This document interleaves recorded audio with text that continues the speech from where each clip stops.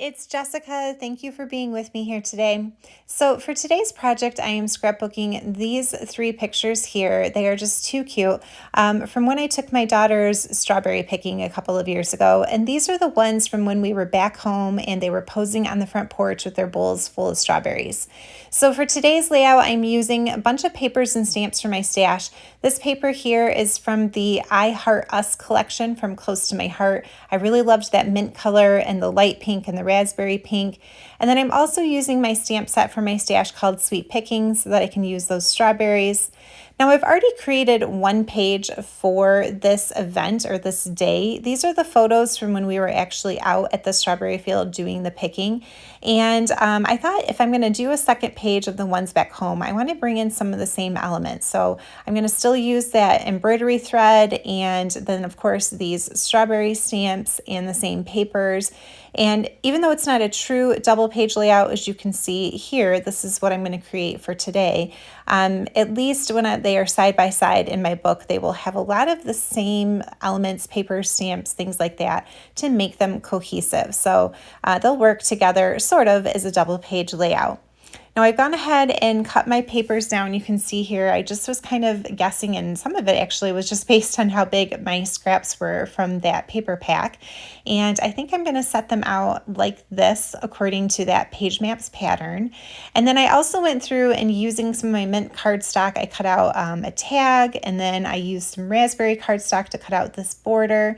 And then when I was going through my stamp stash, I also found this Strawberry Mice stamp set, and I thought that that would be really cute to use on this page too, in addition to those Sweet Pickings strawberries.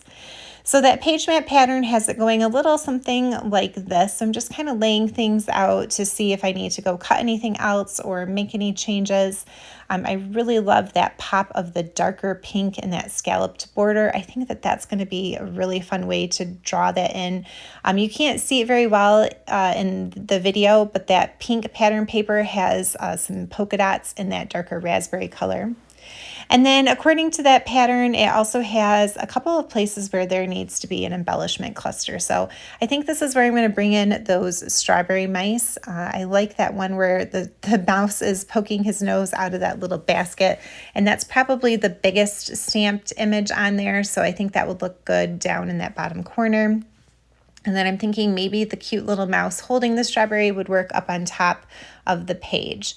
Now, the last time I used this, who knows when that was, I did actually go through and stamp a bunch of those images and kind of tuck them back into my envelope when I didn't use them. So that was convenient.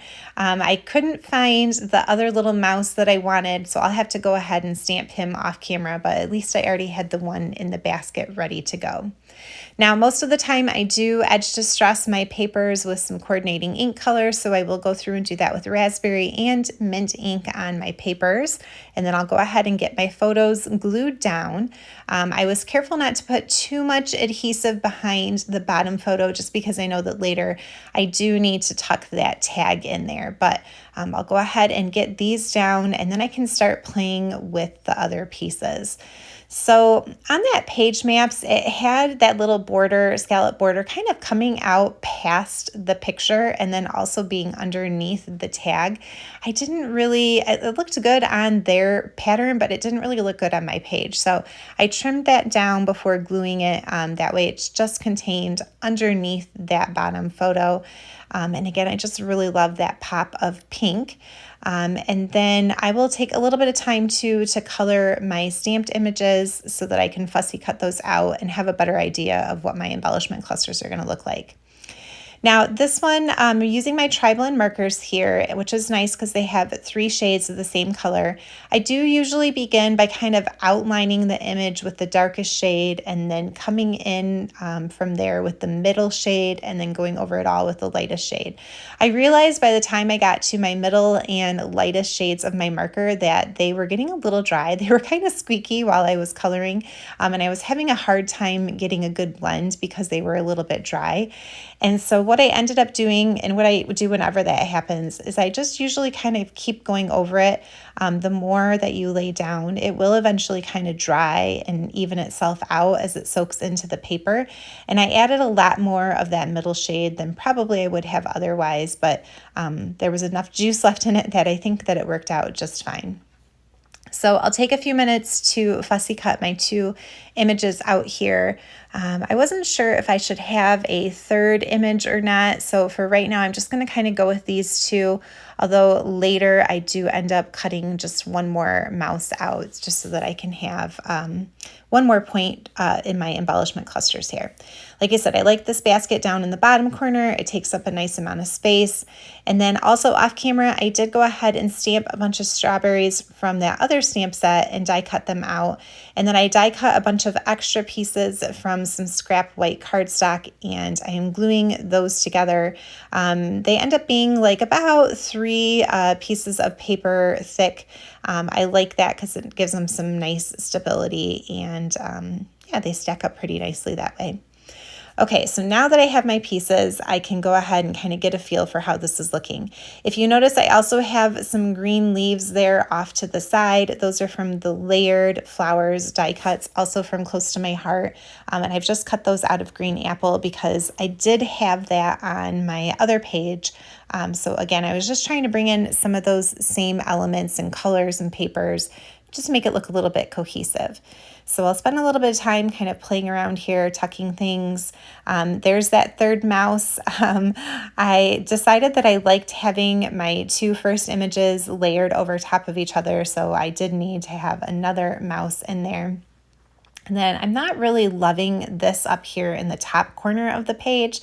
On the page maps pattern, it does show having a little something over that corner of the photos right there, but my mouse was too tall. Like his ears, the top of his ears would have gotten cut off, or he would have been sitting directly on top of my daughter's head. So I couldn't really make him work up there. And then when I was trying to kind of play with the leaves and the strawberries, they just looked really random. So I'm going to leave them for a moment, but I'm not really loving the way that that is looking. So I'll end up moving it. But I'm fairly happy with that bottom embellishment cluster, and then I'm just kind of fine-tuning this one here that's going to sit on top of the tag. And I think I'm good to go with that. And then I'll also tuck one of the strawberries down here under my bottom mouse. And so yeah, it's just that top corner that needs a little bit of help. It doesn't look right, and I know it's supposed to be there, but I think I want to try moving it somewhere else. So I thought, well, what about to the other side? I do have a lot of space over here, just kind of in that mint pattern paper. It might be fun to bring some of the pink over to that side. So I like the pink over there, but then it looks a little random, like it's floating. So I'm going to go ahead and cut a circle out in that mint cardstock, and I will use that just to kind of hold those strawberries over to the left side. And then I realized that that would probably work out well because I did have a mint cardstock circle on the other side of the page, and I had done a little bit of stitching around it. So I thought, well, I'll do the same thing, and then that will bring in, again, that element on this side of the page as well. So I'm just kind of layering up these strawberries, putting a little bit of foam tape behind one side of it since they are stacked up thick and they are stacked on top of each other. And then I'm going to go ahead and work on that circle and then also the title on my tag. I don't need to do really any journaling here because I've already done journaling on the other side of the page where we were out in the strawberry fields. And so I don't really feel like any explanation or journaling is needed for this particular layout or even a really big title or anything. But I did decide to stamp from that Sweet Picking stamp set.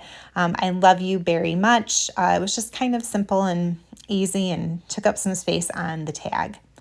Now I am tying a little bit of ribbon around or through the hole in my tag, and I'm using a trick that I've learned from Erin Jacobson. I love it when she does this. She'll put the ribbon through the hole and then she takes some embroidery floss or some twine or something, and then she ties the bow around it this way, and it looks so cute. Later you're going to see how I change that though and why. And then for my circle, like you said, I want to do some stitching around it just because I did that on the other page. And what I like to do is I use the next smaller sized circle die cut as a guide to trace in pencil around. And then that way I can poke my sewing holes over those pencil lines and make sure that my stitching goes on perfectly centered or, evenly with the rest of the circle. Okay, now that I'm laying it back down, I'm like, oh, that ribbon through the tag is not really going to work very well. I'm like, well, maybe I'll just try gluing it on. And when I stick it in my page protector, it'll just kind of like fold over like this. I don't know. I'm like, well, maybe I should trim it down and then it just kind of goes flush to the edge of the page.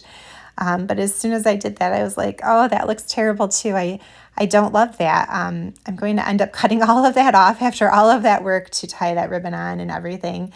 I'm like, that's just not going to work. So off camera, what I did is I tied that ribbon into a little bow and then I just used some glue dots to put it over top of the hole. So just a different type of ribbon through the top of that tag. Okay, and then I've got my strawberries down over top of that circle that I put the stitching on. And then I had one last strawberry left, so I added him down to the bottom. Now I thought I was done, but I remembered that I had some little blossom type flowers on my other page, and so I wanted to make sure I put those on this page too. I got those, they're just a die cut from oh gosh, I don't even know who makes it, but it's called H2 Hello. It just makes the cutest little water bottles. They look like Stanley cups, and there are a bunch of little flower images on there. So I had some tiny die cuts from there that I was able to use to make my little strawberry blossoms. So that is going to be it. This was a really fun one. I love digging into my stash and just kind of playing with some stamps that, are old favorites. And I really love this paper collection. I've kind of been hoarding it, but what's the point of having a stash if you don't use it? So the colors worked perfectly for my picture, so it was good to use it up. I hope you guys have enjoyed watching and you're having a great day. I will see you next time. Happy crafting. Bye.